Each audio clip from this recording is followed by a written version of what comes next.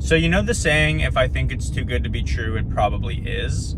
So I don't think that that's not true, but here's an updated version of that saying that is going to be the theme of this video. If you think it's too good to be true, it's probably because you just haven't done it yet, or you don't know anybody that has.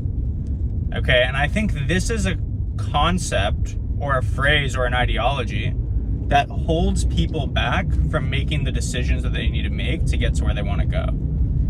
Okay, so before we jump in, if you're new to this page, you guys, my name's Cam Dasani. I'm a multi-six-figure entrepreneur, not 7. I want to make that very clear, okay, because people lie. But I am a 7-figure investor, which means I've made 7 figures investing in the right things, but I have not built a 7-figure business. And I'm probably the only person that will say that online, because there's a lot of people just like saying words now, okay? But anyways, I want to dive in because I've learned a lot from my conversations with potential clients as well as clients this week. Now, a couple things that I do. I help people become financially free in 2 different ways. The first is by learning a high income skill and getting a sales job at a good company. So you will always have a skill that you can rely on to make you a minimum of $10,000 a month. My top performers make between 22 and 35K a month on that high tier. Some are surpassing 35 and making 40. And once again, this is where it comes down to too good to be true. Like, do you just not think there are people making 40K a month in the world? Or do you think that I don't know those people, or I'm not one of those people? Because I am. I literally post $200,000 cash on my page. Like, how would I have that type of money saved? It just doesn't even make any sense, right? Unless I'm making that type of money. How would I be able to go to the bank and get the cash? Like, you can't think that's too good to be true. Is it fake paper? Like, is it just like not real money?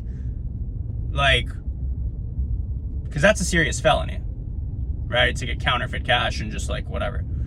I have not to say like I have a Lambo or anything. I have a normal BMW, right? Which makes sense given my income. I have a Rolex GMT Master 2, or a Batgirl for the watch guys out there, right? Like, you can't really like show these things consistently. You've seen the house that I live in. Like, I don't know what else to show you. Do you want like the pink slip to the car? Like, do you want the insurance? Like, what else do you need? You know? Now, I'm not saying most people think it's too good to be true. I think some few select people think things are, because they're actually mid-level smart. Okay, and what I mean by mid-level smart is they probably, actually all of them, they all went to a good school. Probably, honestly, even I don't know if they went to a better school than me. I went to UC Santa Cruz, which is top 80 in the country. So top 80 ain't bad for as many, there's a lot of universities. I think there's like 1,500 plus universities total, if you don't include community colleges. So, but this too good to be true thing typically comes from people that went to a good school, or even maybe have an MBA or a graduate degree, that have realized, damn, even though I went to a good school, meaning them, not me, even though they went to a good school, they're still not where they want to be years later. So they're like, well, fuck, if I did all the right things, how can somebody else that talks the way Cam talks be better than me? Doesn't make, like, they can't even compute that, right? They're like, no, there's no way. I have an MBA, but I've been unemployed for 1.5 years. Or I worked at a big consulting company. Yeah, well, they hire hella people, bro. That doesn't make you special. If you became the founding account executive at a tech startup that barely has 500K in funding, then you should be fucking proud, because they actually have something to lose. Working at a big accounting firm or like a big consulting firm, bro, they hire 10,000 plus people. Like, you're not special, but you think you're smart because you got in there. You know what I mean? So like, some people are too smart, book smart, for their own good to realize that there is a world that exists today, and it's been more and more prominent since COVID, where people are making 10, 20, 30, 40, 50K, more than that, from their laptop, selling other people's shit. If you don't understand that, then you don't understand numbers and reality. Here's numbers for you. If a company makes $10 million, my boy Prob, for example, you can't say he's too good to be true. You just can't. His company makes $10 million a year. He drives a $100,000 car. He has a big office with employees. He shows the lifestyle over and over again for years. Okay? Just because the people that work at your big consulting company don't show the lifestyle on social media, well, yeah, because they're not internet. They don't have internet brands. That's not what they do, right? There are lawyers that show their lifestyle because that's part of their marketing. There are doctors that show their lifestyle if they're plastic surgeons. It makes sense to show their success. So just because somebody shows their success doesn't just mean it's too good to be true. There are other people that are very successful that don't show their success because it doesn't make sense for them and their industry. Beside the point. The point is, don't let your current life hold you back. Sorry, don't let your current life and your current state of mind where you think that you're right. If you think you're right, then why are you even talking to me? It doesn't make any sense. Like, I consume very little content. I know a lot of people, like, they're like always learning. I'm learning by doing and talking to a select few people that are where I want to be in the areas that I care about. Example, my boy Mehul. Mehul is an actual rocket scientist. So when people say it's not rocket science, you can't, once again, is it too good to be true? No. There are rocket scientists, right? Otherwise that saying wouldn't exist. My friend Mehul is a rocket scientist. You can look him up, Mehul Patel. Okay, that's a common name, but I'll put his LinkedIn or whatever the fuck you need to, whatever, doesn't matter. The point is, he's a rocket scientist. He built a trading algorithm for Goldman Sachs that makes them $3 million a week. And now he trades his own money instead of working for Goldman Sachs. And he's also building a tech startup, which I'm helping raise money for. You can't say it's too good to be true. This is real life. Okay. But the point is, I'm learning from him in a couple of areas, and he is learning from me in a couple of areas. The main area that I'm learning from him in is how to trade futures. Okay. I've built a lot of my investing portfolio from crypto, investing in the right things over the last 6 years. However, that investing has been very cyclical, meaning I've had to wait for a big come up and do a big cash out, and I've done it a few times. I'm now going to do it another time, but it's going to take another 18 months, potentially 24 months. During that time, I want to increase my short-term cash flow, which is why I connected with Mehul through how did I meet Mehul, by the way, guys? Through a client of mine, right? So your network is important, but sometimes you don't even realize you're networking in the wrong places for what you want. You're like, oh, I know all these like corporate-y people. It's like, okay, all that shit's cool, but like, are they even where you want to be? Or are they 40 slaving away, taking the public transportation to work still? You know, so like, I don't know. But Mehul is teaching me how to trade futures, and he's going to be managing my portfolio directly. Okay. I am teaching him sales and also how to raise money for his startup and connecting him with investors. VC funds, venture capital, if you don't know what that means, angel investors, okay, people that make sense. So,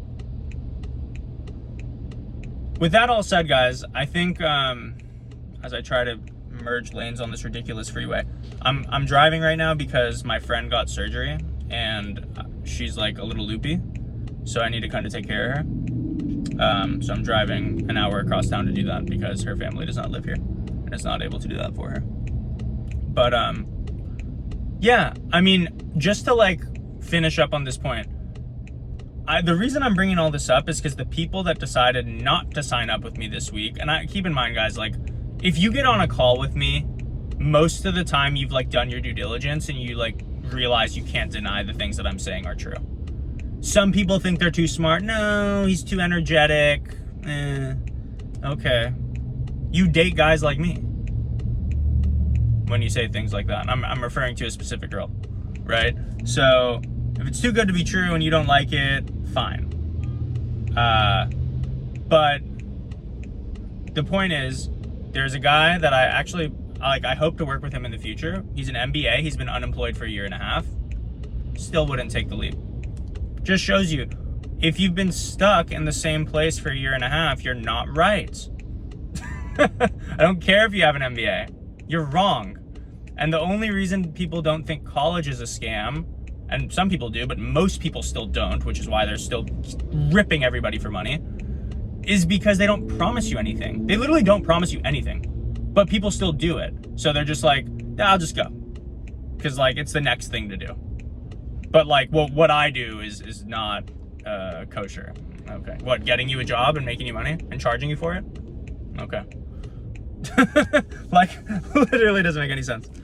But yeah, so like, there was another girl that she worked for 5 years in customer success at a tech company. She's been unemployed for months. Talked to a few of my references. Still didn't do it. Didn't even talk to a few of my references. I gave her 3 references. She talked to 1, meaning she's so unambitious or like unorganized or whatever. She's unemployed. She can't be that busy, right? But she only talked to 1. The call went really well, according to my reference, who's like literally making 130K in his first job ever. Like his first job ever. He's in his early 20s.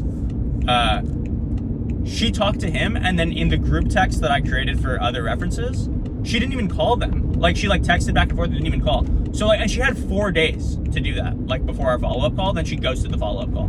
So it just shows you guys, like, I sent her a voice message too, and I was like, hey, do you think the way you handled this evaluation process aligns with the fact that you're unemployed? I don't think she even was sharp enough to understand that, even though she thinks she's super smart, right? She was like, she didn't respond, but like, what I'm basically saying is like, guys, if she couldn't even call references, there's a reason she's applying for jobs and not getting them, because she's applying to jobs blindly. She's probably not calling the hiring managers. She's probably not using a database to get access to cell phone numbers of these people, which is legal. You can't say it's too good to be true. Every company does it, okay? You just can't call them after a certain hour at night, okay? But you can call business owners and hiring managers at companies directly by getting their phone number through databases that I have access to, okay? This is why I provide a service, so you can beat the fucking pack.